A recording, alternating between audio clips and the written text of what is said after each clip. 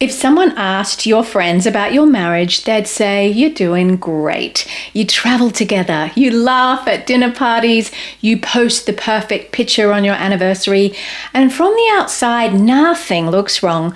But somewhere in the quiet of your own kitchen, you know something has gone flat. Maybe you're not fighting, but you're not actually reaching each other either. And that's what we're talking about in this episode. If you've ever found yourself thinking, why do we keep having the same argument? Or why does connection feel harder than it used to? You're not alone. Welcome to Marriage, Intimacy and Healing with Andrew and Lara. We're a husband and wife team, blending science-based coaching and clinical nervous system insight to help couples understand what's really happening underneath conflict, distance, and emotional shutdown. I'm Lara. I'm an ICF PCC certified coach and educator. And I'm Andrew, a licensed physical therapist specializing in body, mind, heart integration with extensive experience helping high-performing individuals navigate stress, communication, and emotional regulation. Together, we help you recognize the patterns that pull you apart and offer practical, grounded shifts that bring you back into connection. Let's dive into today's episode. So this one's a little different to usual because there's no crisis to point to. So we call it performance marriage. You might know, you might be one, or you might know someone who does this. It's when you've gotten really good at appearing connected. And I just as an aside want to say that this is really common often in faith-based marriages within a church context, which is really sad because you think that's where we could be the most honest. So you might have your rhythms, the kiss goodbye, the how was your day, the date night on the calendar, the rituals are intact, the home looks perfect. Somewhere along the way, the form of everything that looks perfect started doing the work and the substance no longer does. And here's how this hides. The absence of fighting gets mistaken for the presence of connection. You think at least we're not in trouble, at least we're not like so-and-so couple. But quiet isn't the same as close. And a couple can run on performance for a really long time before one person, usually privately, will admit it. And what that sounds like when it's admitted is usually, I'm feeling really lonely in this marriage, but they might not articulate that because they might not identify that that's what it is. And I don't know how to say that out loud because we seem like everything's fine. And sometimes it's hard to talk to friends about this because if you're showing up in the performance marriage and your pictures are all lovely and your friend, you're getting like an identity sort of sense of importance from your friends because they say, oh, your life's so perfect, your husband's great, I wish my husband was more like that. You stop being able to even share with your friends maybe how you're feeling. I know that this isn't you. For one, you never post online, ever. And you are definitely not a performance marriage guy. But tell me, where have you actually seen around the circles of who we coach this sort of thing? Because I'm thinking of a particular couple that definitely, like everything, if you didn't know them, online they look absolutely perfect. Like Barbie and Ken perfect. Yeah, I think we can all name people that we see elements of this, right? Or we've seen movies where we're like, whoa, there was this big blow up in their relationship, in their marriage, but there was this kind of picture perfect life. Yeah. Especially busy work situations, this is harder. But an element of this reminds me of when my journey just to be vulnerable and to share deeper. And often I would have a numbness to what's happening with me today or with this area or what's happening around this. This is making me feel this. There would be an element of we go on a date night and it feels great. And I feel like we're connecting. I feel like there's no conflict. So it's good, right? Where there is this invitation towards she wants that deeper part of me. And so these things are great. Date night's great. Hanging out with closer friends together. These things do things to us, and then we feel closer to each other. But the lack of that vulnerability, the lack of going a little deep with each other regularly will take its effect. So let me give you a picture of this. Marcus and Joelle, early 50s, kids in college, married 26 years. To everyone, their life is the couple who made it. They constantly post pictures of their travels together. They host. They speak well of each other in public. On their last anniversary, Joelle posted a photo with the sweetest caption, "Time you are a thief," or something like that. But here's what's really going on at home. They've eaten dinner together every night this week and not had a single real conversation. Marcus knows Jolie's been worried about her mum's health. He's asked her about it once, but that was 12 days ago. She said fine. He didn't push, so he hasn't asked again.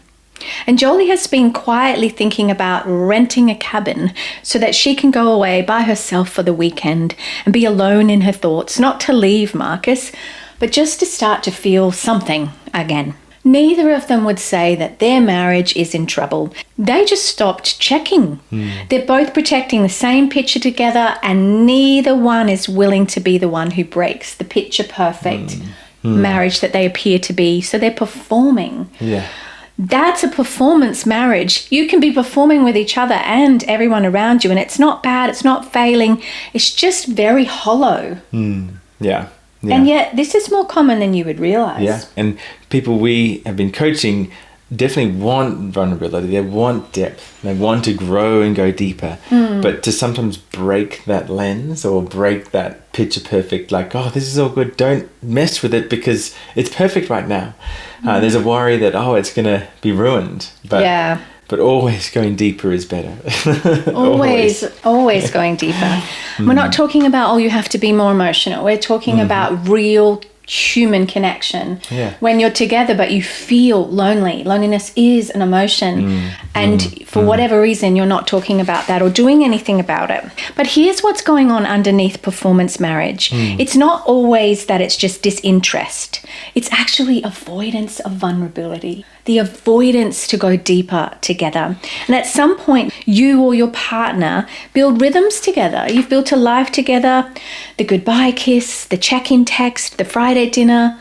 And those rhythms have worked. Maybe they've worked for a really long time. The held connection, but slowly the rhythm started to do the work instead of the realness, the real connection. The how was your day stayed in place, but the listening got thinner. The kiss stayed, but the eye contact left. And here's why real connection requires bringing the unfinished parts of yourself to your partner. The worry that's not resolved is a beautiful thing to share. The desire you haven't named that you'd really love to still do with your life.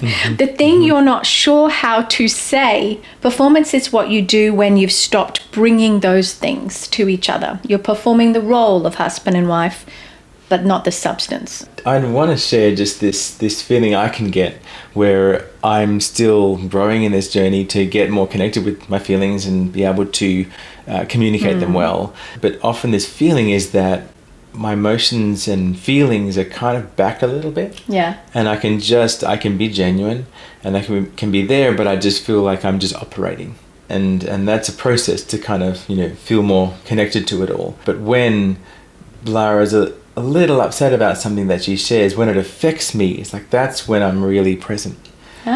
But if she kind of shares this thing and I just be like, oh, that's all, I might react and say that's awful, but I'm just I'm in a work headspace or something. Yeah. Right. So there's that shift towards really showing up, and it takes a lot more investment for sure.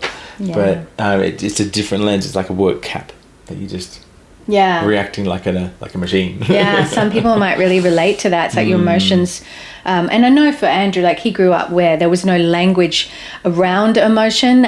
So what that looks like in grown-up life, if you've never actually been able to identify or have language around emotion or see the value of it, that emotions have messages that they're biologically trying to get you somewhere. For example, fear, move to safety. So it's not just, oh, I'm so emotional. It's telling you something. So the emotion itself isn't weak. It's biological and it's a part of your human design. But then it can take time to start to identify and articulate and build language around, oh, I'm feeling that. I didn't know what that was. It's been there all the time. For me, that happened with shame. Like it was always just this underlying thing, show up perfectly and do it without breaking a sweat, Lara, not identifying what that was. And so you can be performing sometimes just purely not having the language with each other. So you're really saying it's human. It's human, totally normal. Performance marriage is usually a shared, unspoken agreement. Both partners know something's gone flat, but they don't really want to share that with each other, because if you do, it feels like admitting failure or admitting that you're unhappy and breaking the other partner's perfect bubble. And right now, nothing might seem technically wrong, so you don't want to ruffle feathers. So you keep the structure. You both protect the picture, and the picture quietly outlives the substance of your marriage. If you're listening to this and you want to get reconnected fast, head to andrewandlara.com and download our free body, mind, heart 3-minute marriage reset. You can print it, put it on your fridge, and connect with each other fast. And while you're here, don't forget to share this episode with a friend or a spouse, somebody that you know could do with the extra support. And hit subscribe so that you don't miss a single episode. We're doing this every single week. Every week. So here's the one shift that we want to give to you. Bring it. It's smaller than you think. You don't need a State of the Union conversation. This is not a big D&M. You don't need to schedule a big talk. Some of you are like, yay. The shift is bringing one unfinished thing back to the conversation. Bring it back. Bring it back. I don't know why I was just going with the impulse. What I mean by that is this. One specific unrehearsed thing you'd normally smooth over. Bring it back. A small worry maybe, a half-formed thought, a disappointment that you haven't said, a desire that you've been keeping private, something real, something that you maybe haven't fully processed and you've packaged it away within yourself into a tidy little space, but you know that you need to kind of get out of that tidy update into a bit more of the mess of vulnerability. Because here's what most couples get wrong or miss. They think the opposite of performance is intensity. That's too emotional, that's too much, I don't want to be one of those couples. But the opposite of performance is being specific and being vulnerable. One real sentence, authenticity, brought into the conversation that would have otherwise stayed like on the surface level. That's so much more life to live. Like, it might sound like I've been worried about my mum and I haven't said anything, and I've been thinking about it all week and I haven't told you, and I miss us and I don't have a plan for it. I just wanted to say it. Performance marriage gets dismantled one real sentence at a time. Now, you have an incredible toolkit because we're coaches. We're actually certified coaches, and you use those tools with me, and man, I feel so seen and I love it. But what is it like maybe before you had that toolkit to when I would come to you and we'd be running on rhythm, running through life? I don't know that we've ever been overly performance marriage, but what happens when I come to you with something real? With something real, often it's like, oh, you haven't brought this up, or I initially think like, oh, there's something big to solve. That's my default, and that's normal as a dude, definitely to want to solve the issue. And because discomfort from you is hard for me. And that's human, that's normal. So it's just, I'm naming things that are just part of the dynamic. What happens when you come to me with a real sentence rather than I'm fine, like we're good, let's just get on with it? What do you feel within your nervous system? Well, I feel this resistance to it because vulnerability isn't easy. You might feel things like you shouldn't need to deal with these things. There shouldn't be such a big thing. You should be able to handle that. That's probably one central thing in my life. Is that like kind of toxic masculinity the toxic thing? Masculinity of Man, shove it down, get on with it. Yeah, this shouldn't affect you so much, and you should be able to cope on your own. Hugest lie. That's a massive cultural lie. We need each other. We need brothers. We don't need everyone to share to you like this deep, but we need our core people. But in your marriage, to lean on people. Yes. It's normal, and the lack of it is toxic hugely. So here's what we want to leave with you in this episode. If your marriage looks fine on the outside and you're posting all the perfect pictures, but it feels flat on the inside, you're not failing. You're not broken. You've just been running a rhythm without realizing the substance quietly stepped aside some time ago. And here's the good news. You don't need a crisis to bring back your marriage online, sort of like it's been offline. You just need one real thing, one real sentence at a time, said out loud to someone who used to know maybe how to hear it in the beginning when you were falling in love and sharing your deepest heart's desires. They still do in there. You just have to give them something real to react to, something true to receive. And here's the question for you this week that we'll leave with you. What's one unfinished thing you've been keeping to yourself? And what would happen if you brought that to your partner tonight? We'll see you next week. See you next week. Thanks for joining us on today's Marriage, Intimacy and Healing. If this episode supported you, we'd love for you to download our free 3-minute BMH marriage reset at andrewandlaura.com. It's the quickest way to shift out of stress and back into connection. And for deeper support and to explore our resources and coaching, you can find everything at andrewandlaura.com. Before you go, following the show or sharing this episode with another couple really helps more people find this kind of support. And we're so grateful when you do. We're Andrew and Laura, and we'll see you next week.